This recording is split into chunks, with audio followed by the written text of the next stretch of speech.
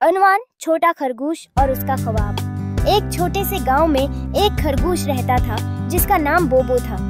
बोबो का एक ख्वाब था कि वो एक दिन आसमान पर उड़ना चाहता था। वो हमेशा परिंदों को देखकर हसरत से सोचता, कितनी मजे की बात है अगर मैं भी आसमान पर परवाज कर सकूं।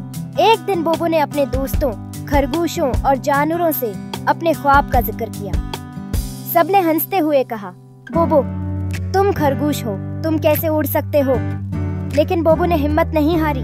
बोबो ने फैसला किया कि वो कुछ खास करेगा।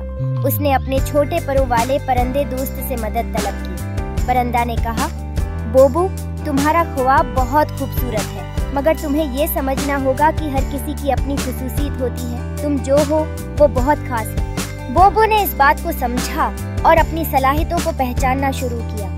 वो तेज दौड़ सकता था, छपने में माहिर था और हर जगह तेज दौड़कर पहुंच सकता था। बोबो ने अपने ख्वाब को तर्क नहीं किया, बल्कि उसने अपनी जिंदगी में खुशी और कामयाबी तलाश की। वो जान गया कि जो वो है वो बहुत खास है और उसका ख्वाब सच होने के लिए कोई जादुई ताकत की जरूरत नहीं। आखिरकार बोबो खुश था क्योंकि उसने सीखा था कि हर कोई अपनी जगह पर खुश रह सकता है। खत्म।